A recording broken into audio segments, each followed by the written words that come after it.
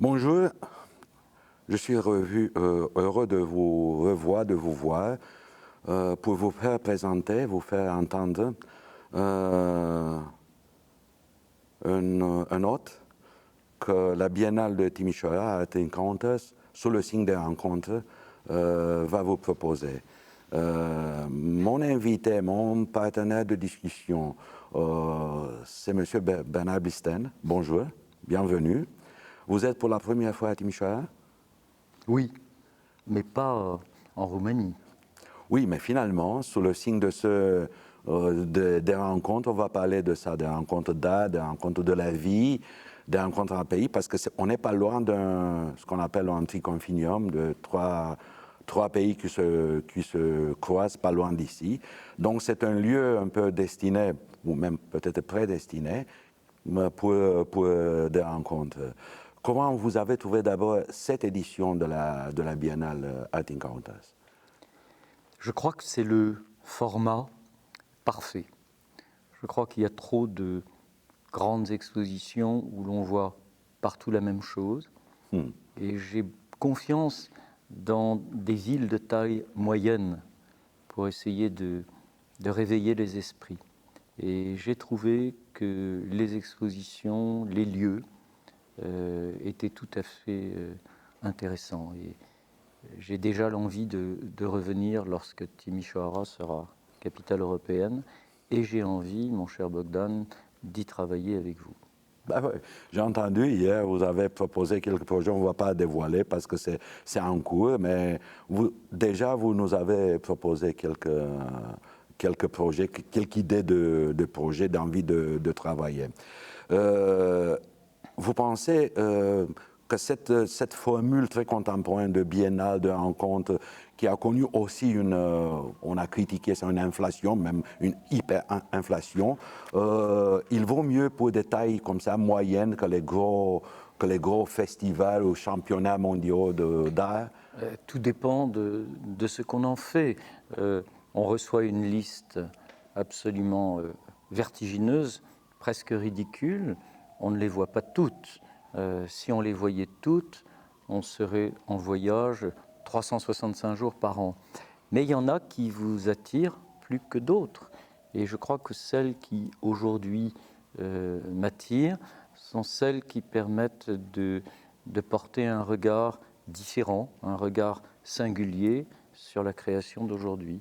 Et je trouve que le format de ce qui est proposé ici, la diversité des lieux, les propositions qui sont tout à la fois historiques et contemporaines, sont des moments de réflexion et d'échange qui sont intéressants.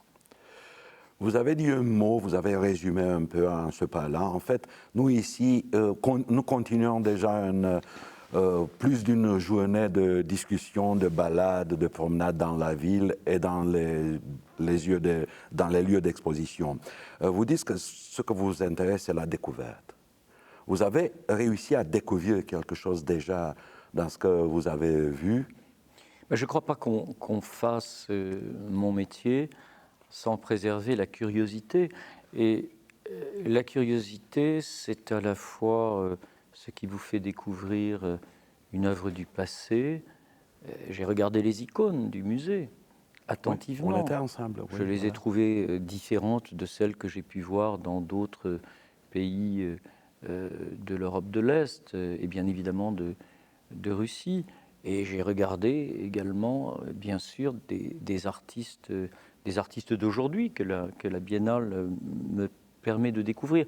Oui, j'aime ne pas avoir à immédiatement mettre un nom sur quelque chose. Mais ça vous est déjà arrivé, ici? Là, pendant cette Biennale, oui, sans doute. Mais je serais incapable peut-être d'ailleurs de vous dire. C'est tout un travail de vous dire les noms. Non. Mais oui, bien évidemment que la question, c'est pas une curiosité de nom, mais juste pour essayer de voir, parce que ça m'a frappé, vous avez un peu résumé, synthétisé, pour dire, bon, ce qui me passionne, c'est la découverte. Oui, ce qui me passionne, c'est la découverte, mais je vous le dis, je ne fais pas différence entre découverte du passé et découverte du présent. Ouais. Oui, ce qui me passionne, c'est ce que je ne connais pas.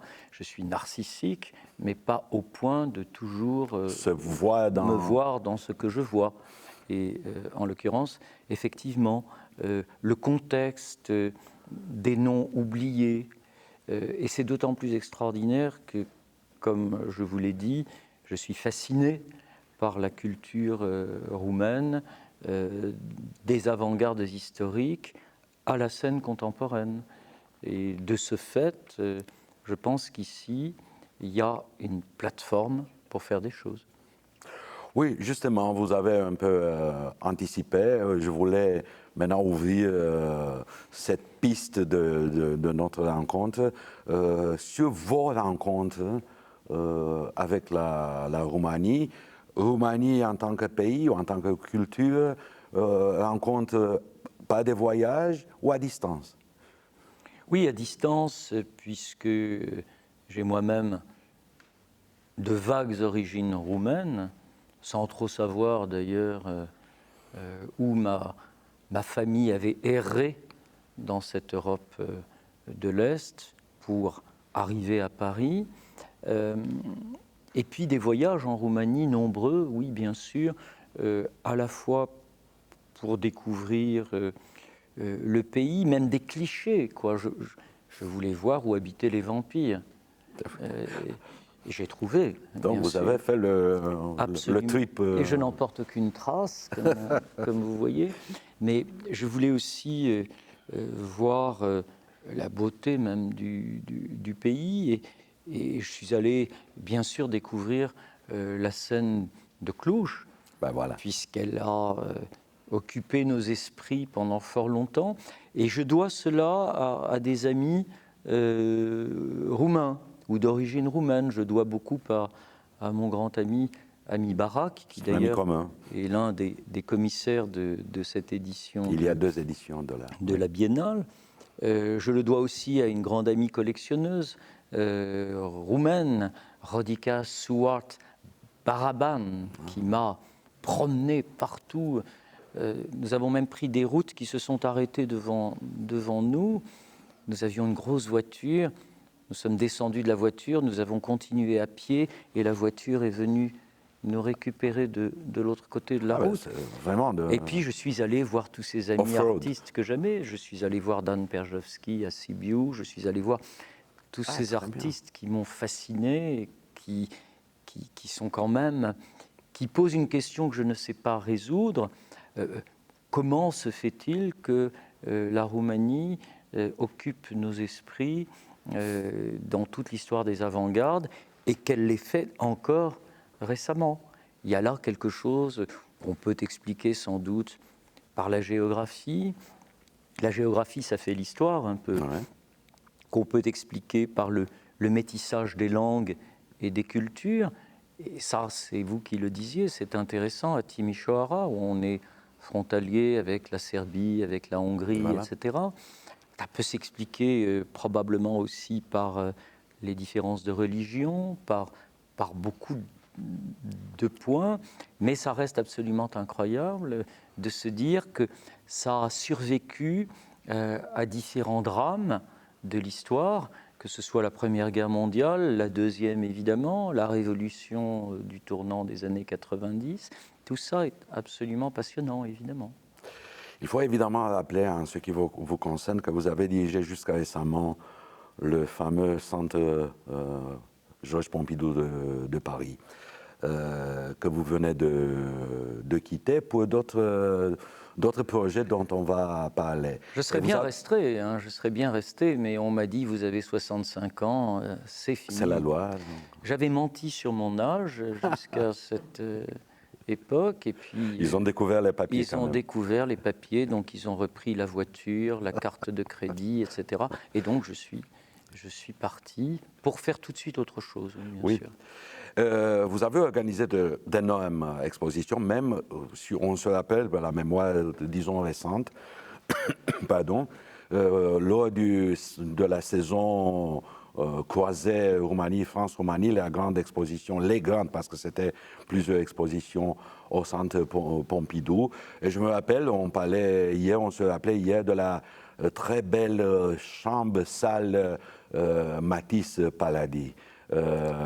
J'avais réuni l'équipe, et dans mon équipe, j'avais beaucoup de Roumains, dont une, Doina Lemni, Ouais. qui est une grande spécialiste de Brancusi, de Bancouche. Et je m'étais demandé ce que nous pouvions faire, parce que on traverse la collection du Centre Pompidou avec les Roumains. On commence avec Brancusi. Ouais. Vous racontez cette relation Matisse-Paladis dont on a fait une petite exposition. Mais ensuite, au fil de la collection... Kadéré Patou, un peu, qui était le fil... Kadéré, parce que j'ai adoré Kadéré. Nous nous sommes connus alors que j'étais très jeune. J'étais très jaloux parce qu'il était très beau. Et il avait un immense succès. Et j'étais vous vous êtes senti en concurrence? J'étais loin derrière, hélas. Mais j'ai beaucoup aimé son œuvre. Et je considère que c'est un artiste extrêmement important qui fait la rupture entre, disons, une tradition iconographique qui passe par une certaine forme de folklore pour ses premières œuvres, qui croise Sigma aussi d'une certaine façon, et puis qui se réinvente de manière absolument radicale. Mais on peut traverser toute la collection du Centre Pompidou avec Marcel Janco, avec Tristan Tzara, évidemment, avec certains surréalistes, dont Victor Brauner, mais dont Jacques Hérold. Une chose extrêmement intéressante, c'est que, comme beaucoup de ces gens, comme ma famille d'ailleurs, a francisé le nom, on oublie l'origine réelle. Et je me suis souvent... Vous avez déjà dit, pardon, le doublé Brancusi-Bancouche tout à l'heure. Je le fais par respect pour votre pays, pour essayer de donner l'impression que je connais quelque chose de la langue de mes ancêtres, mais le seul mot que je sais vraiment dire en roumain, c'est merci. En tant que mulțumesc ou en tant que merci? En tant que merci, bien sûr. Mulțumesc, je vous le laisse et je garde le merci. Mais si vous voulez, donc on peut traverser la collection du Centre Pompidou jusqu'à aujourd'hui, puisque justement j'ai pu, grâce à des amis, grâce à des collectionneurs, rassembler un ensemble important de cette scène de Cluj, de Ciprian Mureșan, de Victor Mann, de Adrian Guénier, de beaucoup d'autres encore. Nous avons continué. Et j'ai toujours pensé qu'il y avait là, si vous voulez, des foyers artistiques absolument essentiels. Des braises qui ne s'éteignent. Pardonnez-moi. Des braises artistiques qui ne s'éteignent. Sans doute, ce qui prouve d'ailleurs une chose extrêmement importante, et l'histoire de l'art nous l'apprend, que le centre du monde, c'est toujours où on décide de le mettre. Le centre du monde, ça n'est pas nécessairement New York ou je ne sais trop quelle autre capitale, où certains diraient aujourd'hui, je n'en sais rien, Dubaï ou je ne sais trop où. Le centre du monde, c'est là où des gens se réunissent, réfléchissent, veulent faire des choses et veulent casser en quelque sorte, si vous voulez, les conventions. Et je pense que la Roumanie l'a fait tout au long de son histoire. Certains se sont exilés, d'autres sont revenus, mais c'est dans ces métissages que l'art nous intéresse, ou que la vie nous intéresse. Et j'ai toujours trouvé dans ce pays quelque chose d'absolument fascinant, malgré les drames de l'histoire. Plus ou moins, paradoxalement ou pas, vous m'avez parlé, même en tant que spécialiste et un grand spécialiste des arts visuels et plastiques, du rôle que vous accordez à la poésie. Donc aux arts, disons, du langage verbal, de l'oralité, de l'écriture, peut-être surtout dans les avant-gardes, où ils sont très mêlés. Quand j'étais tout petit, je savais lire. J'ai lu Ionesco. Et j'ai lu, bien évidemment, La cantatrice chauve et mon père m'a dit « je t'emmène la voir ». Je ne sais plus l'âge que j'avais, 8 ans peut-être. Et cette chose extraordinaire, vous savez que la cantatrice chauve Ce jour, c'est comme se joue l'oraison continue comme ça. absolument depuis 50 ou 60 ans dans le même théâtre tous les jours. Absolument. C'est extraordinaire. Extraordinaire. C'est en soi au-delà de la performance. Oui, absolument. Je peux imaginer que je vous inviterai dans une 50aine d'années. Espérons-le. Non, j'en suis convaincu. Nous puissions aller la voir encore. Oui. C'est absolument extraordinaire Absolument, qu'une pièce s'installe au répertoire pour toujours. Voilà. Et donc je suis rentré et mon père m'a donné les livres de Ionesco qu'il avait. Et je me souviens, j'ai lu Les Bonnes. Et dans Les Bonnes, il y a une phrase que j'ai beaucoup aimée.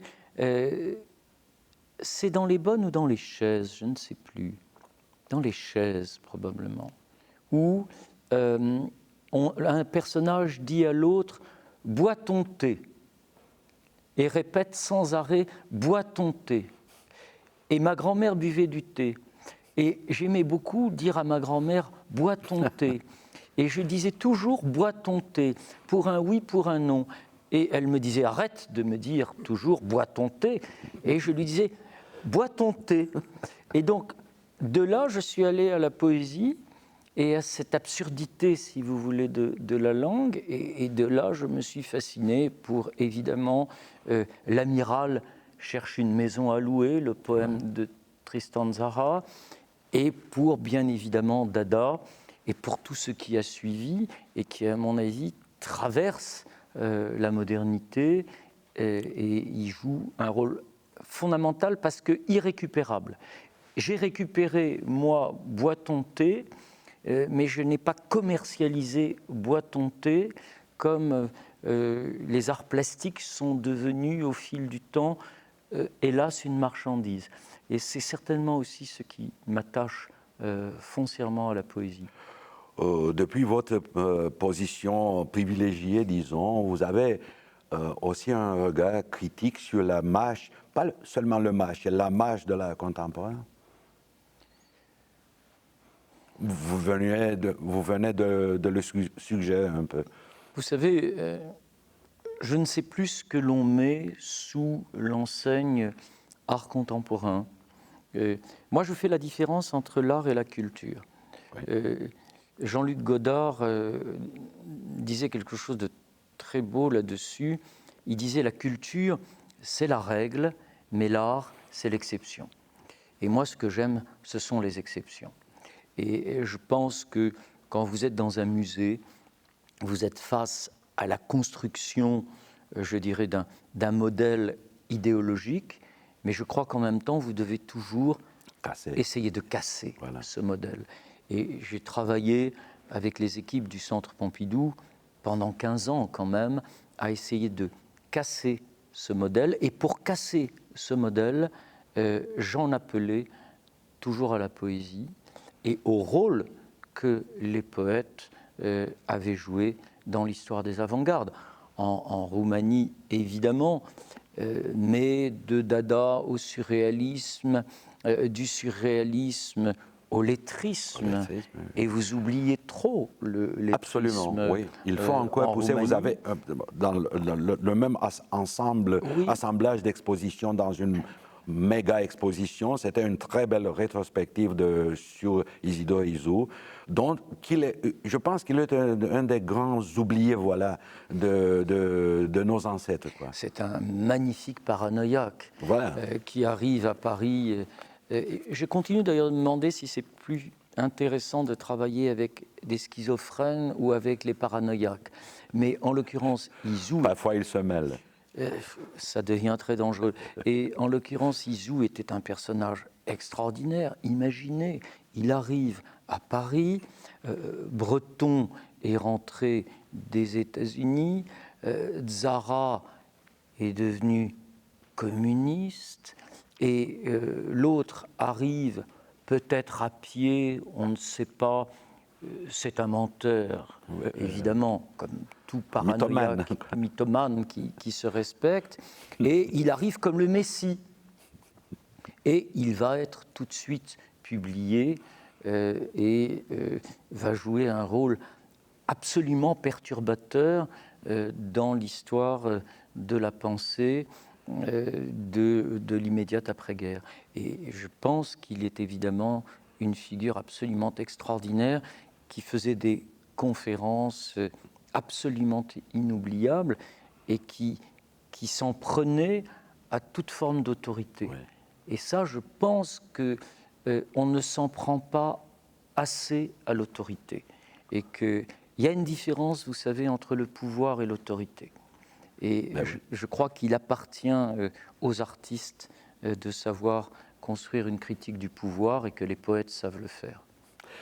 Comment faire, comment vous avez fait, vous m'avez déjà un peu expliqué, pour, disons, institutionnaliser ou mettre en place la révolte dans une institution publique d'art?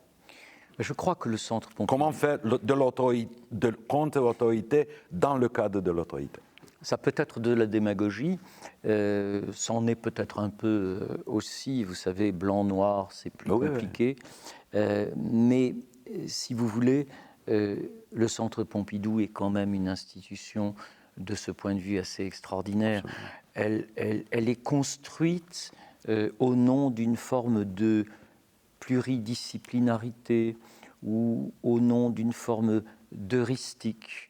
Et je pense que si vous savez jouer avec l'institution, ça à retenir, jouer avec l'institution. Oui, si vous savez jouer avec l'institution, il y a un potentiel d'œuvres, bien sûr, de gens qui vous permettent différentes formes d'expérimentation.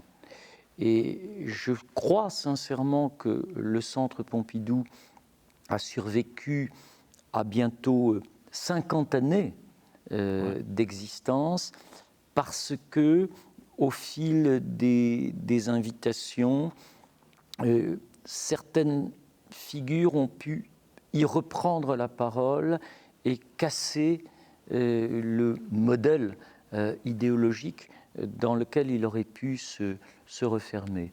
Et si vous êtes attentif à ça, attentif avec les artistes, de quelque domaine que ce soit, je crois que vous pouvez continuer d'y expérimenter des choses. Et moi, j'ai essayé d'accompagner justement tout cela avec, comme on dit aujourd'hui, des formats différents, en me disant toujours que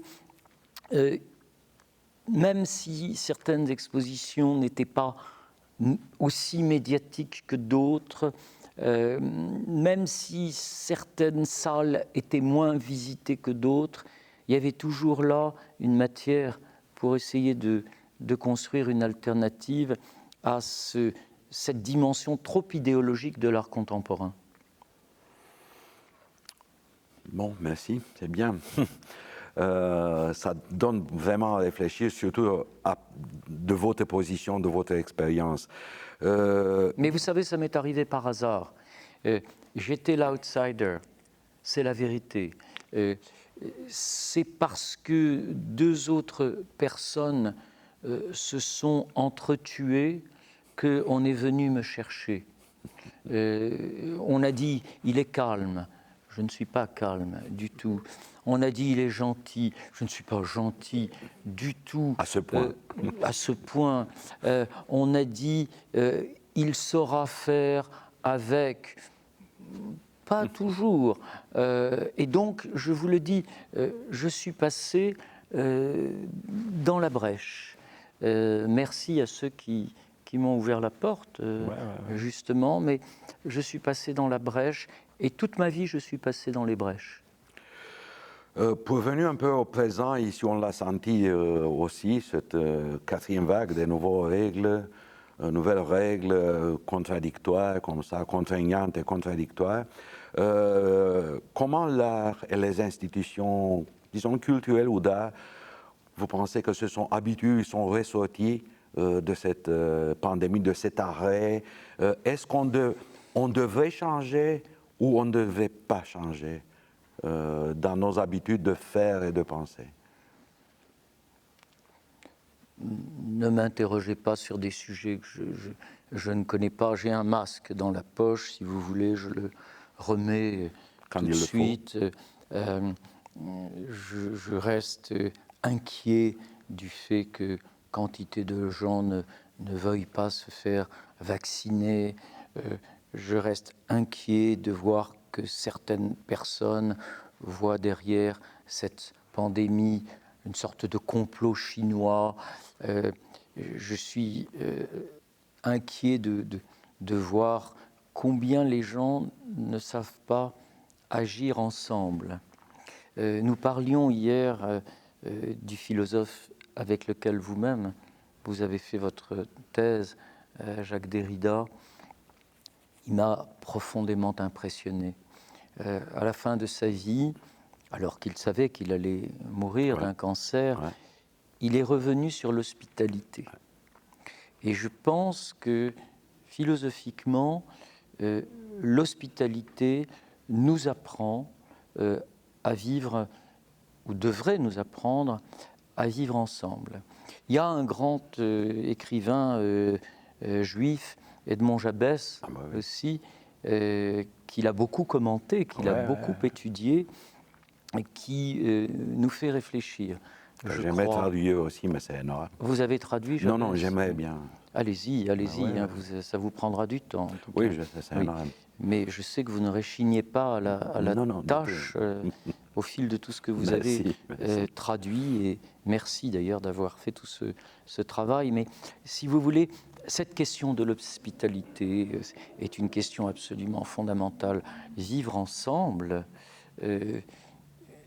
me paraît absolument crucial.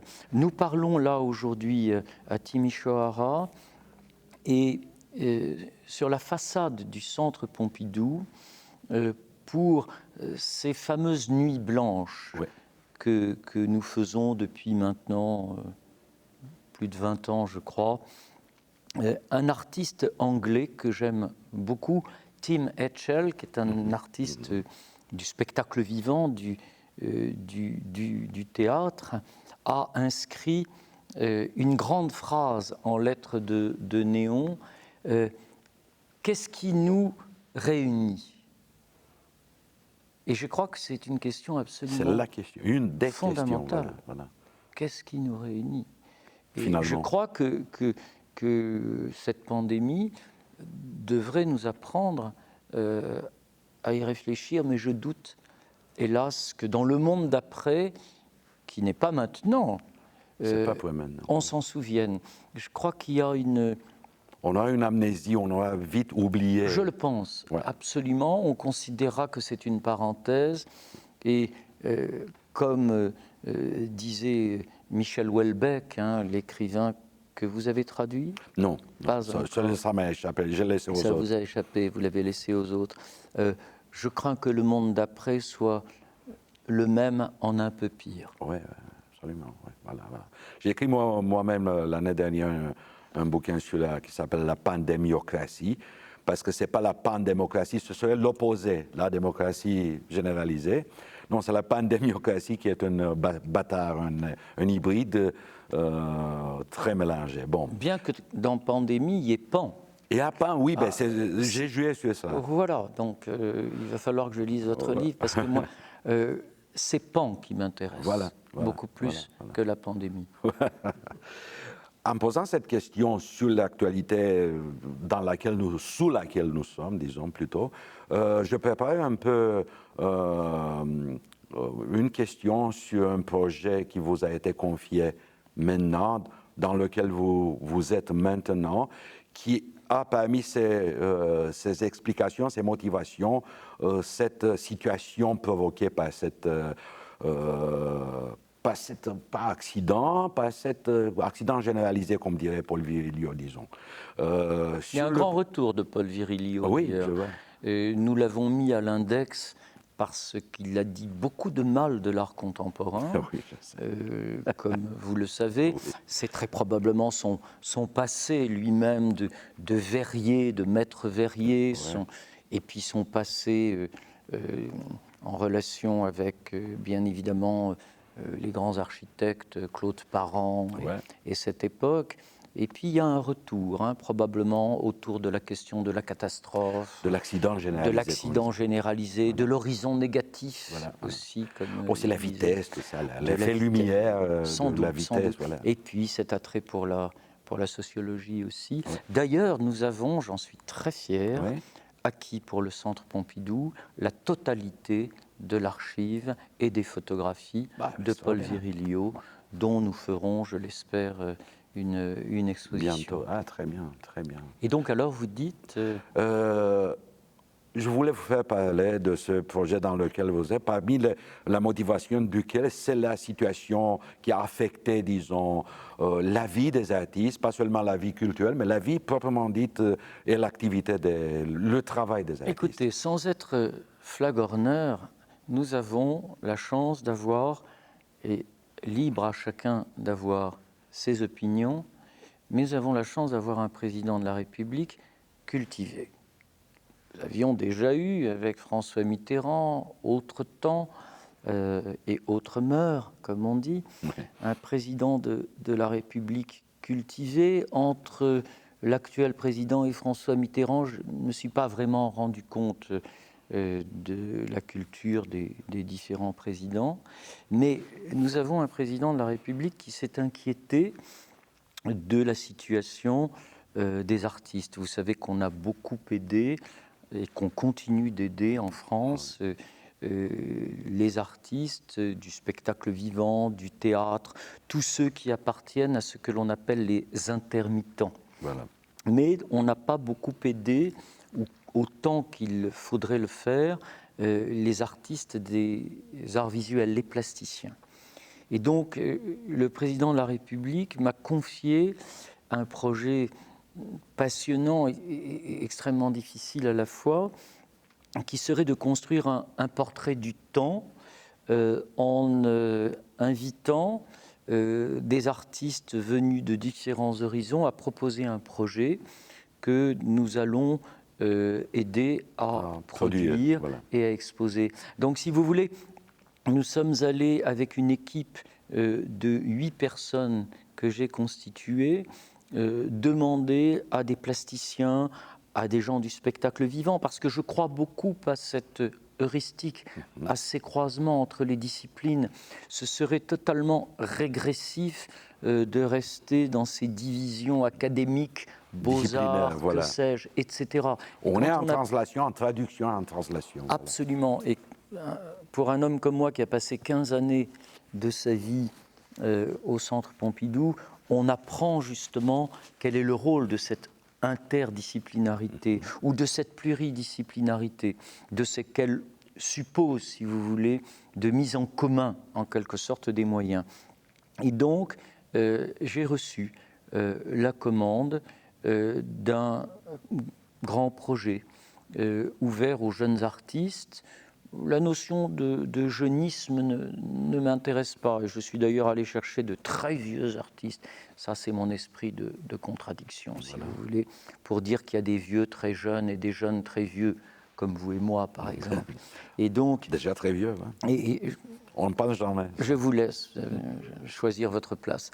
Et moi, très jeune, forever.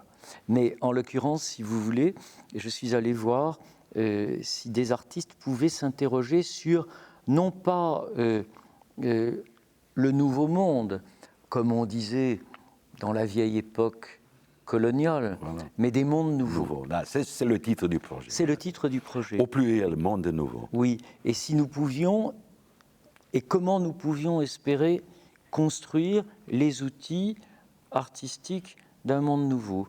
Et savez-vous que nous avons fait un appel à projet et qu'en moins de 3 mois, nous avons reçu 3250 propositions. Un besoin extraordinaire. C'est assez fascinant, évidemment, c'est beaucoup trop. Évidemment, nous ne pourrons pas les réaliser. Mais je reste très ému de voir qu'il a suffi de demander aux artistes...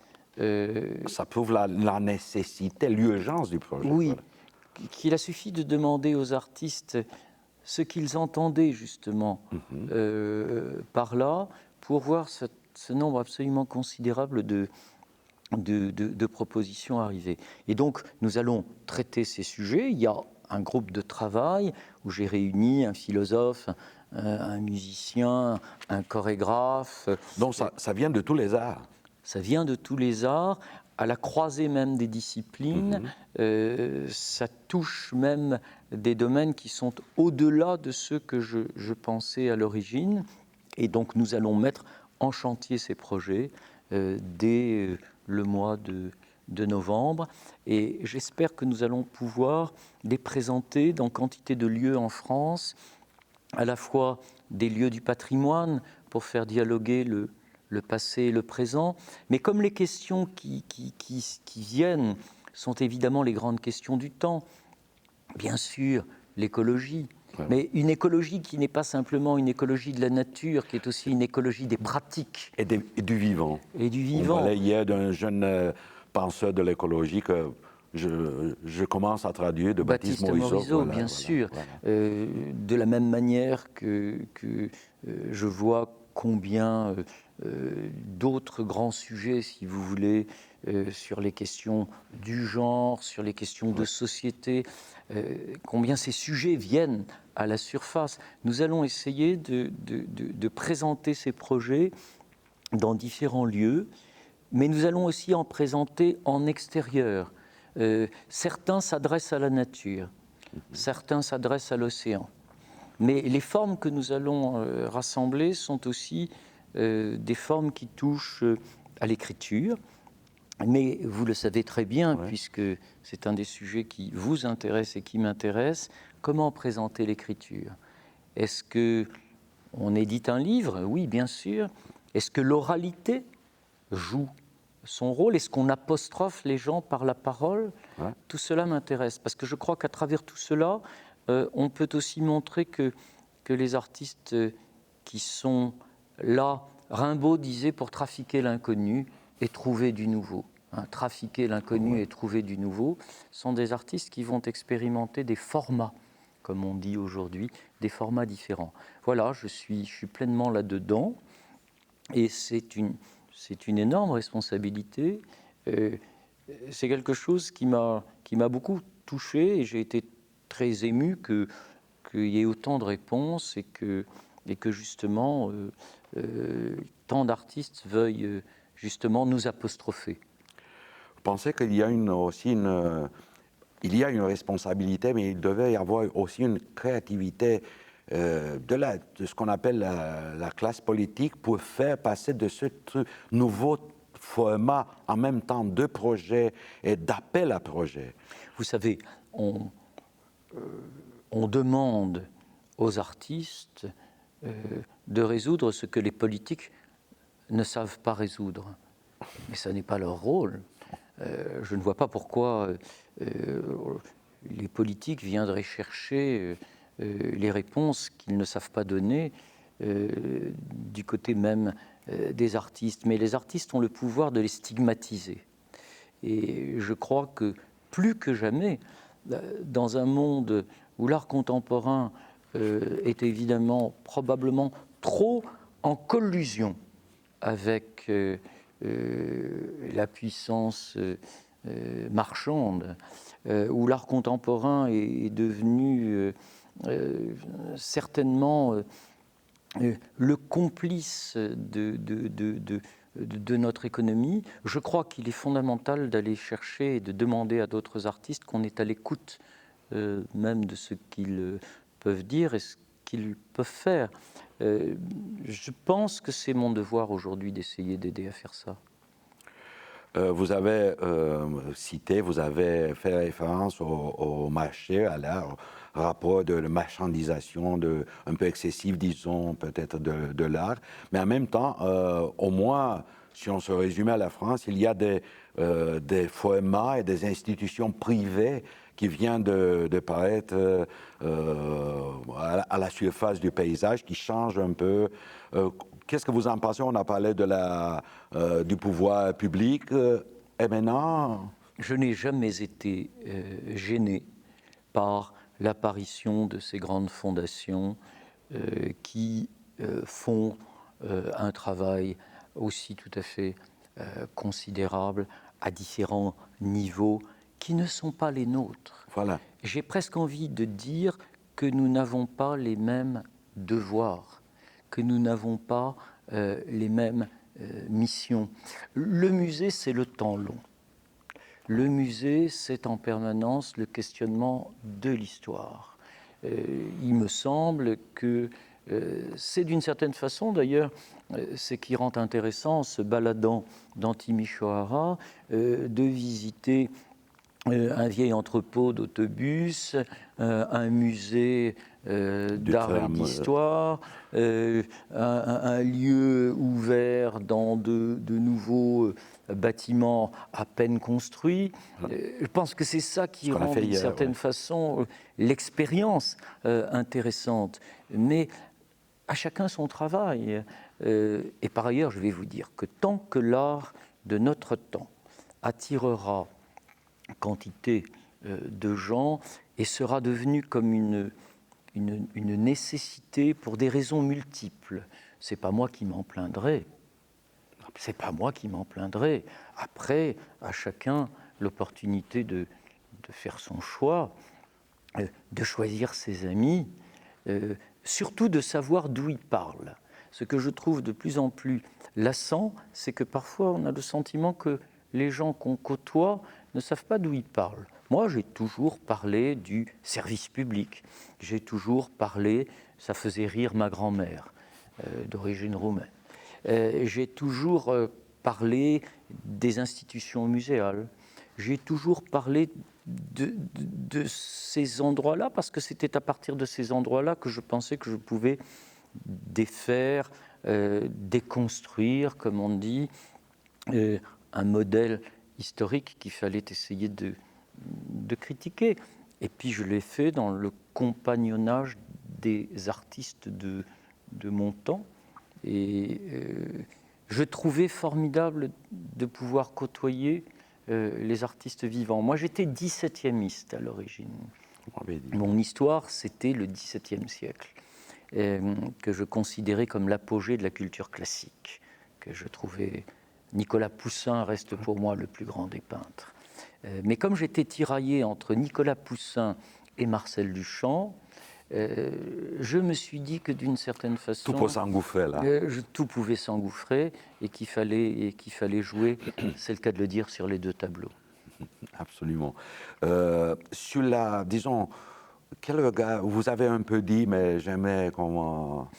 sur un regard du dedans sur la santé ou l'évolution de l'art contemporain, pas soit en elle-même, disons, si on pourrait dire comme ça, dans la vie des artistes, dans la pensée des groupes d'artistes, comment ils s'organisent, comment ils pensent, comment ils travaillent, comment ils cèdent parfois aux tentations. Si je reviens à ce que vous me demandiez tout à l'heure, à savoir justement l'expérience que je suis en train de conduire et qui a abouti à tous ces dossiers, je suis extrêmement intéressé de voir combien, disons, la dimension des sciences humaines, sous toutes ses formes, traverse la pensée artistique du temps présent. Nouveau, ouais. Ça me paraît absolument fondamental. Je suis sceptique parfois lorsque les artistes ne sont que les illustrateurs des malheurs du monde. Je crois que là, on fait fausse route et qu'on confond la fonction documentaire et la fonction artistique. Interrogatif, provocatrice. Mais je suis extrêmement intéressé de voir aussi que beaucoup d'artistes se déplacent sur quantité de territoires. Vous allez voir un artiste pour un domaine que vous connaissez, par exemple des arts plastiques, qu'il vous déplace vers un autre domaine et veut expérimenter à la croisée de différentes disciplines. Et je crois qu'il faut favoriser ça. Je crois que les institutions ne doivent pas, comment dirais-je, imposer un modèle, mais doivent transformer leur modèle en fonction du désir même des artistes. Et je crois d'ailleurs que c'est quelque chose qui s'est fait bien avant bien avant le musée contemporain. Le salon à l'époque classique, Voilà. qui est une époque que je connaissais bien, est évidemment le lieu de toutes les interrogations. Il y a une nouvelle d'un admirable écrivain que vous connaissez, Guy de Maupassant, qui s'appelle « Plus fort que la mort ». Et dans cette nouvelle, un ancien peintre, un peintre un peu âgé, emmène, vous connaissez la nouvelle, je me suis emmène rappelé, sa jeune fiancée regarder ses tableaux. Et pendant qu'elle les regarde, il voit que son regard se détourne de ces grands tableaux d'histoire et qu'elle est plus attirée par des tableaux qui vont nous conduire vers le naturalisme, vers une certaine forme de peinture du XIXe siècle. Et bien sûr, c'est un beau jeune homme qui incarne évidemment ces tableaux. Et donc, le regard de la jeune fille se détourne du vieux maître pour regarder, si vous voulez, le jeune artiste. Et je crois qu'il faut être attentif à ces métamorphoses. Gageons qu'on se reverra dans 2 ans ici. On se reverra pour faire remettre à présent, nous raconter ce que ça a donné le grand projet avec des continuations possibles, mais pour des projets que vous avez proposés aussi pour Timișoara, qu'on ne va pas dévoiler maintenant, mais qui commencent. J'aimerais qu'on y travaille très vite parce que, je vais vous dire, j'ai pu hier, chez l'un de nos amis, dont je crois pouvoir dire le nom, Ovidiu Sándor, qui joue ce rôle tellement important ici et que je connaissais bien évidemment à Paris.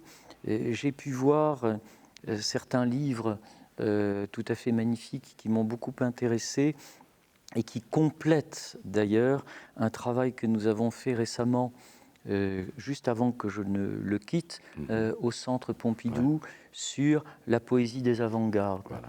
Et je lui ai dit que, oui, bien évidemment, je connaissais Tristan Tzara, même assez bien, ou Marcel Janco, mais qui avait des découvertes à faire. Et il m'a cité des noms que je connais vaguement. Et donc je vais Paul Paun, par exemple. Pardonnez-moi. Paul Paun, par exemple, hier soir, un des noms. L'un des grands poètes qui préfigure justement Tzara, qui fait le lien, disons, entre la poésie de la toute fin du XIXe siècle et le début du XXe siècle, que vous-même, vous connaissez très bien. Et donc, je lui dis qu'il fallait que je revienne pour travailler sur tout cela. Parce que sans la poésie, qui n'est pas un mot vain, hein, je ne suis pas de ceux qui emploient ce mot. C'est pas du lyrisme. Ça n'est pas du lyrisme. C'est une position irréductible. C'est probablement dans le champ de la création le domaine le moins compromis qui soit. Au demeurant, je pense que les plus grands artistes de notre temps présent, vous en voyez d'ailleurs dans l'exposition qui est au musée des Beaux-Arts, des Marcel Brotars, par exemple, pour citer un artiste absolument extraordinaire de notre époque, eh bien, ils ont d'abord été des poètes. Et vous savez, il y a une très belle phrase de Hölderlin qui dit « Wozu Dichter in der Fliegerzeit » ? Pourquoi des poètes en un temps de manque ? Je crois qu'on doit penser à ce temps de manque et y répondre avec eux.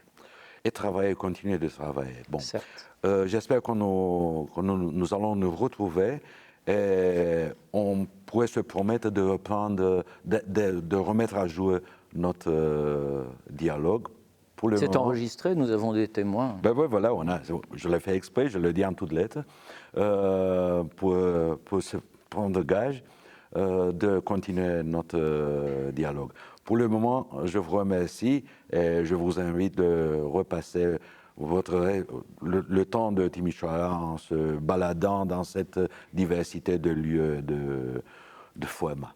Je vais retourner voir Faber, que j'ai vu trop rapidement grâce à une amie qui est ici. Merci Bogdan. Merci Bernard.